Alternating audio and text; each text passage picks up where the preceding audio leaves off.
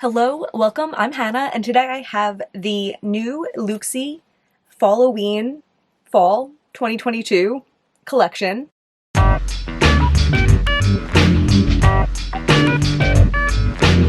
There's 20 shadows. At first I was just going to pick out like my favorite 10 or so based on the swatches, but they were having a sale that made them $2.50 each at launch, and I actually think it is still going on right now. And I do like making these videos as comprehensive and helpful as possible, so the idea is that I got all 20 shades so you don't have to. They even said on their Instagram description that there's something for everyone here. There's shifty shades, there's shimmers, there's metallics, there's satins, but I also kind of take that to mean they're not all necessarily for everyone.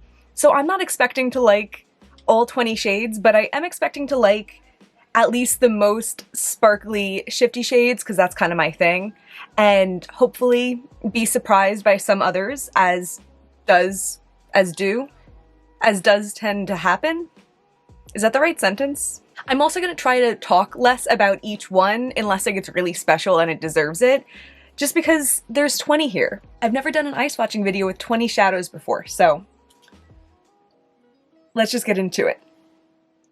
Transition.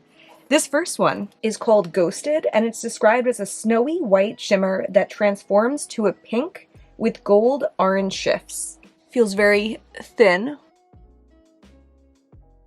I've said this before about this type of shade, that I feel like this will probably make a nice inner corner shade, but it's nothing to write home about on the lid. There's a little sneak preview of it in the inner corner, but definitely whatever look I end with today, I will put this on my inner corner. So this one gets a big to be determined. Although I do definitely see like the pinkness and some of that orangeness, and I like that. So it's promising. Next is Maize for Days, which is described as a light canary yellow shimmer. Feels just like the first one.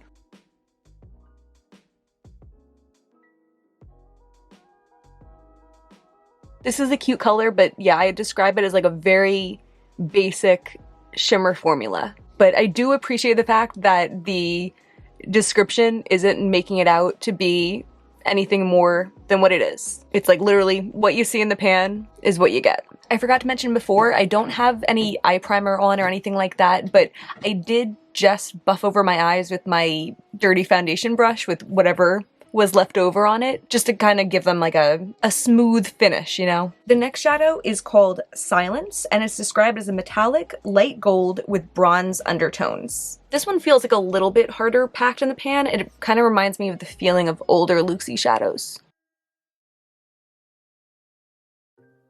Huh. This one definitely does have a nice metallic finish. It's my favorite out of the three that we've tried so far. And I do see that bronziness there. Yeah, this one's definitely a nice shadow.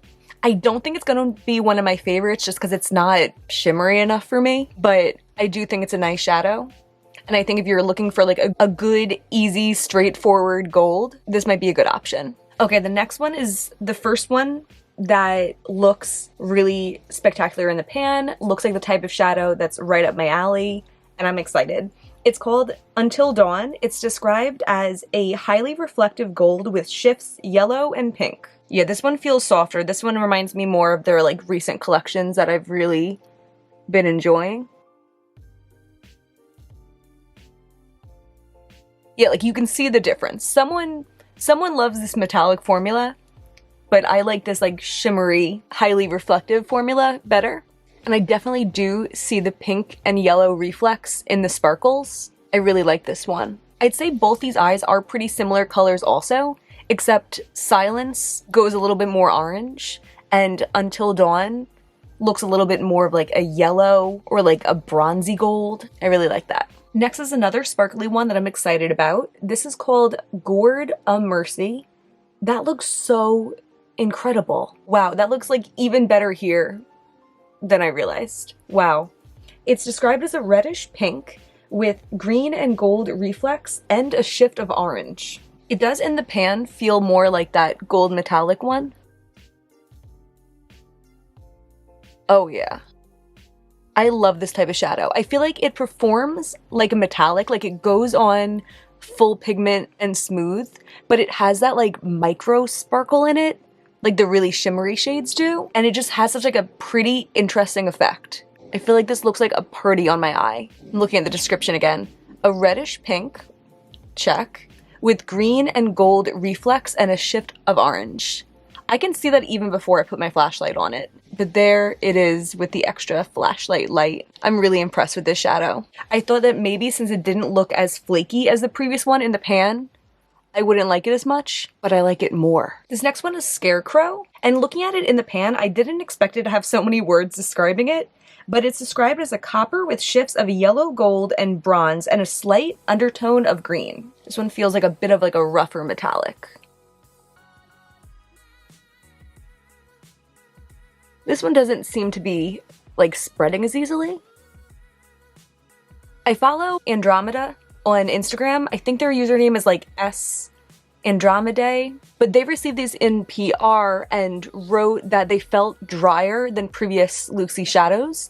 I haven't really felt that with the ones I've swatched so far, but this one I definitely feel that it's a drier formula. I do think it performs as like a fine standard, like I don't even want to say metallic because I feel like it's less of a reflective metallic than that gold one before, I think Silence was. But I could see this being like an easy shadow for the office for someone that doesn't want intense sparkle or anything like that. But yeah, Scarecrow, definitely not my favorite. Gourd Mercy is. The next two also look pretty standard to my eye. This one is Cornucopia. It's described as a highly metallic, honey bronzed orange with gold undertones. This one feels like dry and gummy at the same time. Like an old gummy bear. And in a way, I feel like that's what we're getting on the eye also. It has that like full pigmentness of a metallic. I'm just making up words at this point. But it doesn't really have like the reflect of a metallic.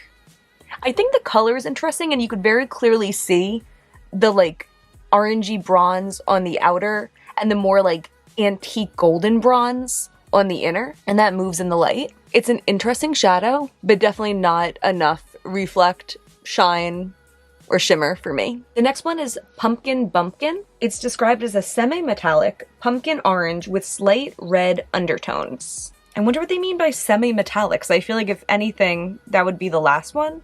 And this one does feel smoother than the last one. That is interesting. Oh, I like the tone of this, but I feel like this one's more metallic than this one. I don't know. Maybe it doesn't look that way. I think this is the kind of thing that I would use in place of a matte. Like it's that kind of like pigmented satin for me. I don't know if I would use it in place of a matte, but if I were to use this, I would use it in place of a matte. Because I also don't feel like it's like glidey enough for me to add to a look to deepen out the outer corner, which I do tend to do with less shiny shades sometimes. But overall, neither of these are the shades for me.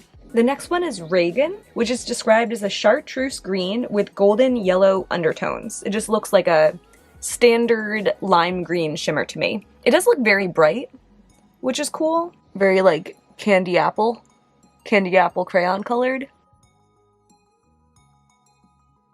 The color of this is really fun, and I think for a lot of people the color of it might be enough for it to be exciting, but the formula of it feels like the past two ones, kind of like drier, less statement-making metallics, and that's not necessarily my thing.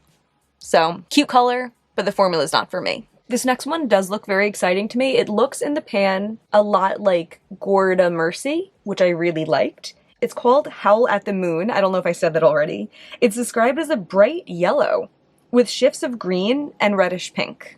It feels, ooh, that looks so pretty. It feels like a more sheer shade. That's so pretty. That's what I like in an eyeshadow. I definitely wouldn't describe this as a yellow off first impressions, but I feel like it looks so green in the pan.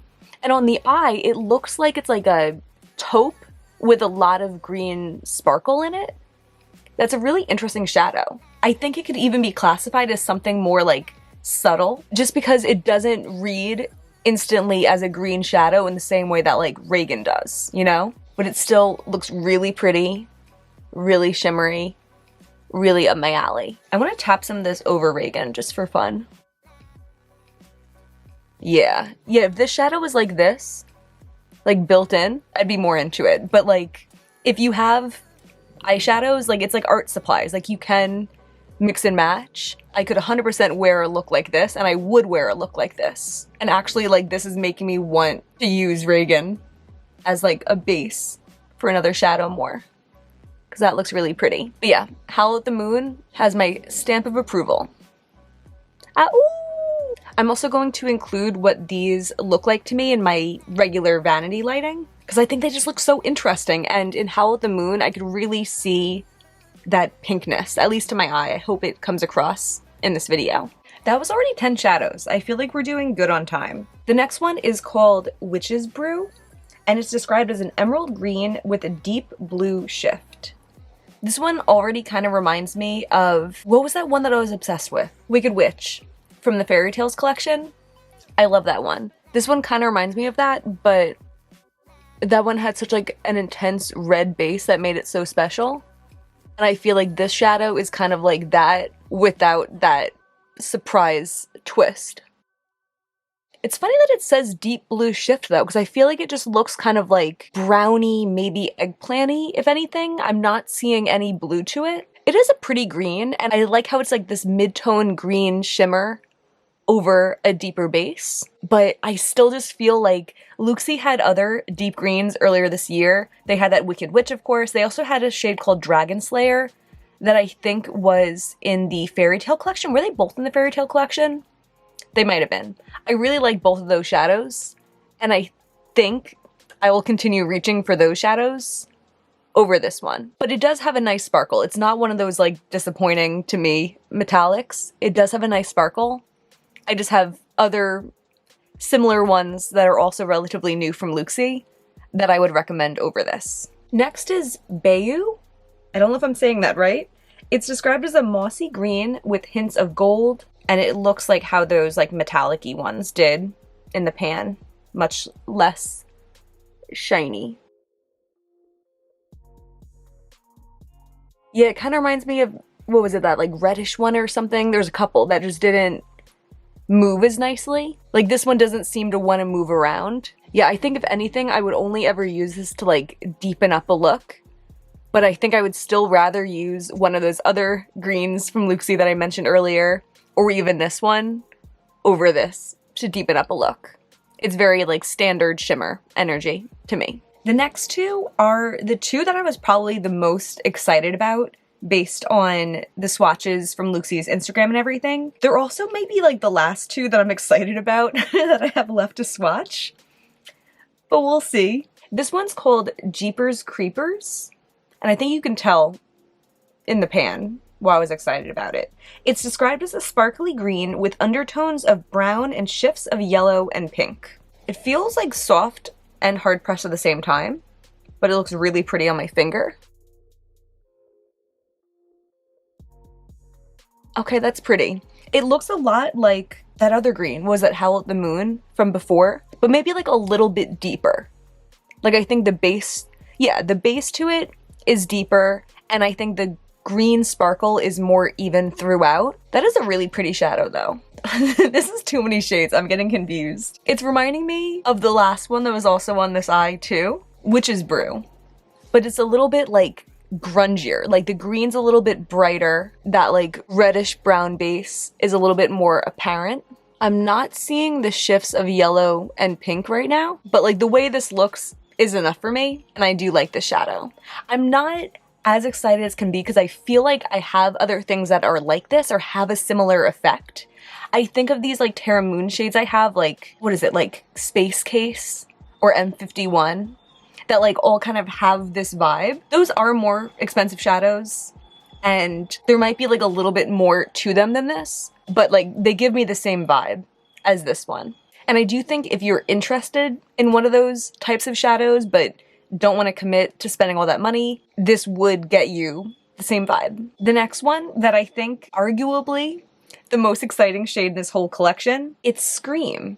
This one, look, do you see that? Do you see it? All right, purple, purple, bronze. Wow, I can't believe how shifty this one is.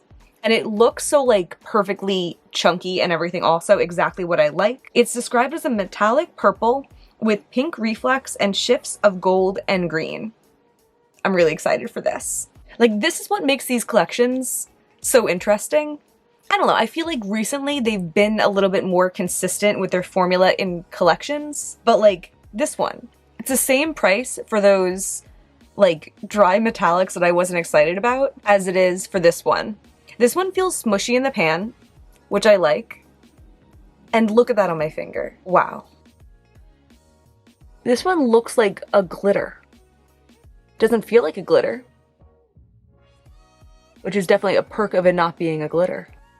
That's really pretty. I don't see the green that they mentioned, but I do see like the purple with the pink with like an orangey bronze. Yeah, I don't see the green, but that's okay with me. That is a really pretty shadow. That's like a party. I like both of these a lot. I do still feel like Scream might be a little bit dark for me to get a lot of wear out of, but we'll see. It is so special that I could even see myself doing a look with like a brighter mid-tone pink on my inner half and this on my outer half, something like that. I really like that. And please enjoy this very messy clip of these shadows being spectacular in different lighting. Okay, it's power hour for these last 6 shadows. This one's Calm Before the Storm. It's described as a smoky and light metallic foggy purple. Feels pretty hard in the pan. It looks more purple in the eye than it does in the pan.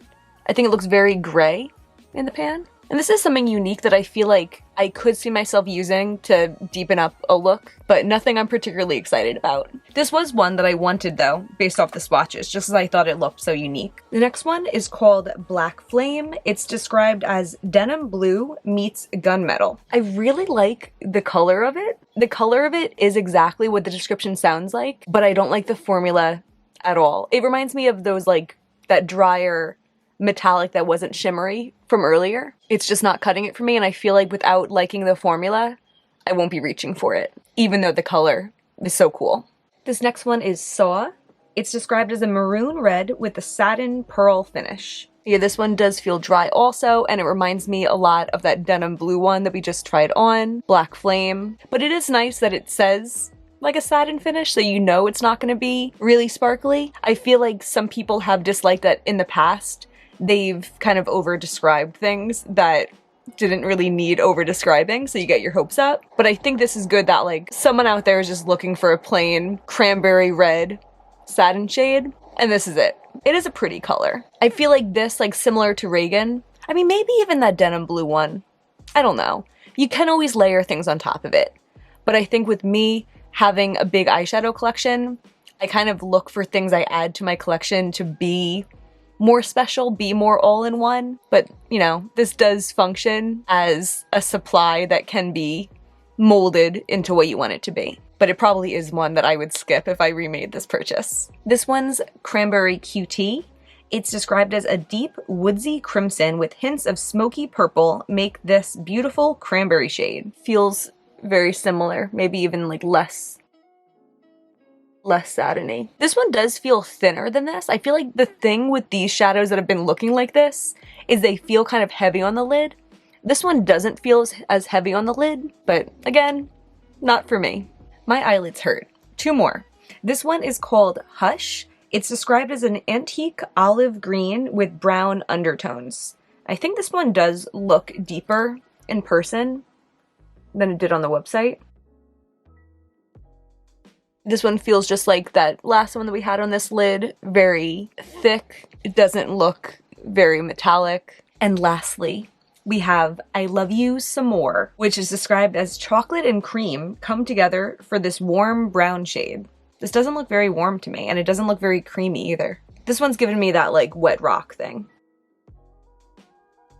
And this one again is like a thinner type of satin formula. Maybe the kind of thing you'd pack on with a brush and do like a smoky eye around, but not really my thing. Usually I try to make my last 2 swatches into my eye look especially to give my eye a break and not wipe off again. But I think I'm gonna wipe off again because I'm not really excited about these last 2 shadows.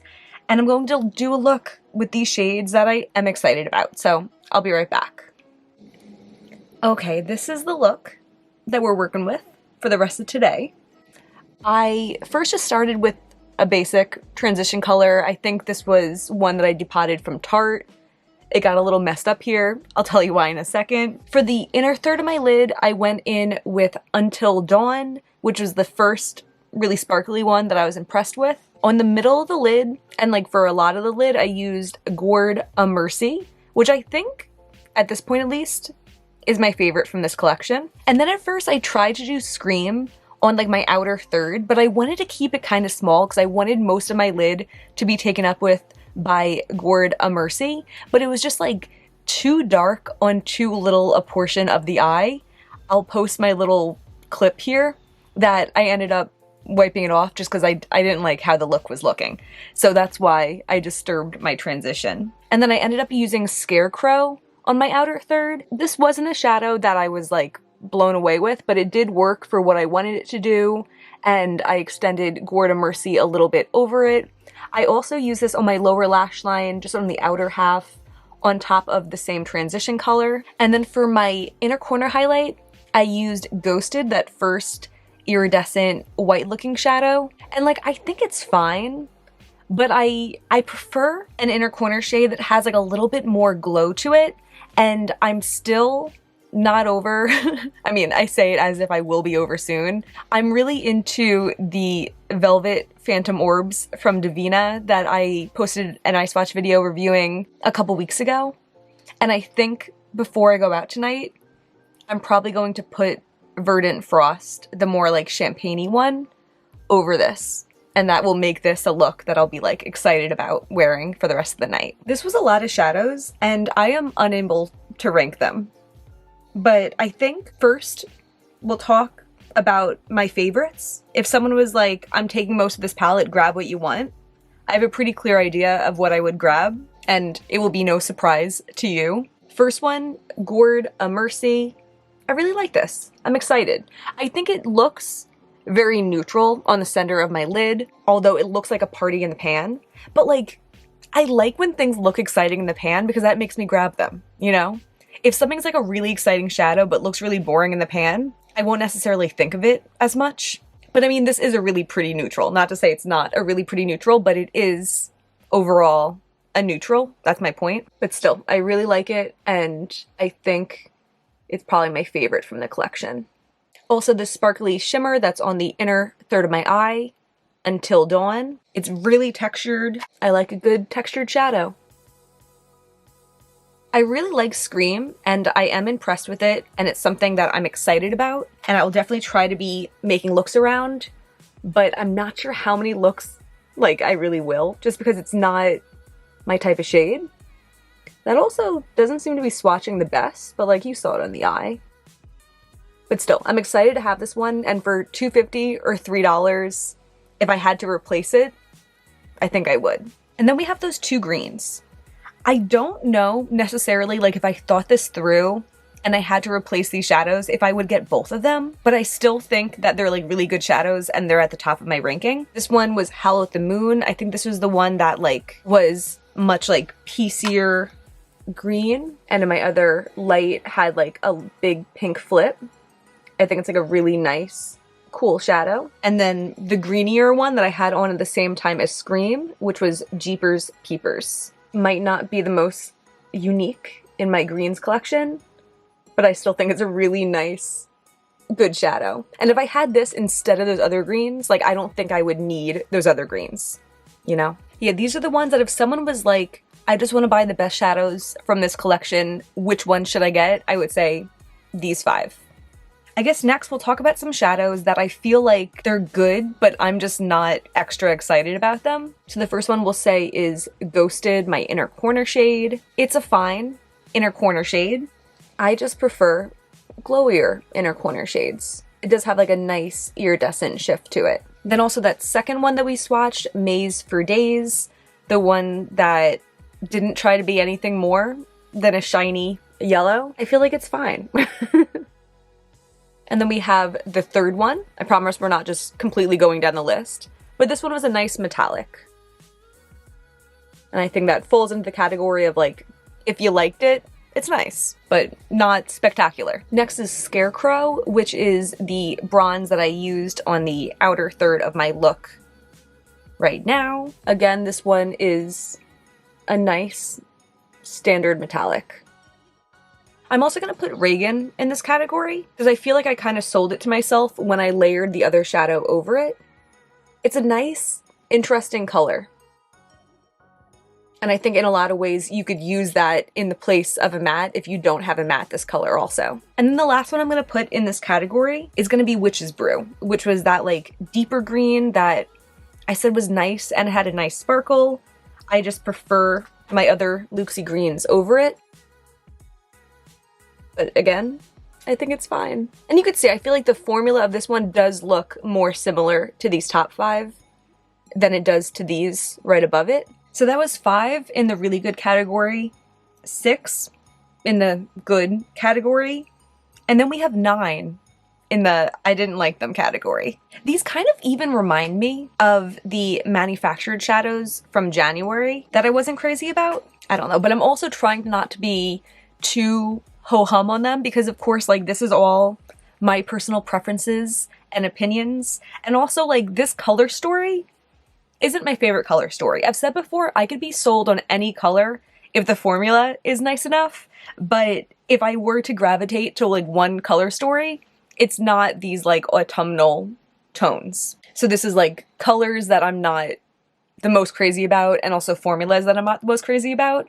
But if you like the colors and are like on the formula, maybe you would be more willing to work with it and layer on it and use it as a matte or different ways, you know? We have Cornucopia, Bumpkin, Saw, Cranberry QT, Bayou, Hush, I Love You Some More, Calm Before the Storm, Black Flame. And those are all 20 of the new shadows. I'm pretty sure that all 5 that I liked the best were part of the 10 that I was planning on buying anyway.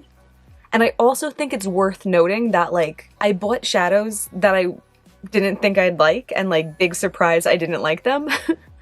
But I do think that based on the swatches they had on their Instagram this time, you were able to kind of see what shadows would be the most sparkly, and I think like a lot of people in the comments seemed to pick up right away that like Scream looked pretty interesting and multidimensional and sparkly and spectacular, and like it is. So that's good. I don't feel like anything was like directly deceiving. I just feel like it's an assortment of finishes, many of which aren't finishes that I gravitate towards. I am really excited about this look though.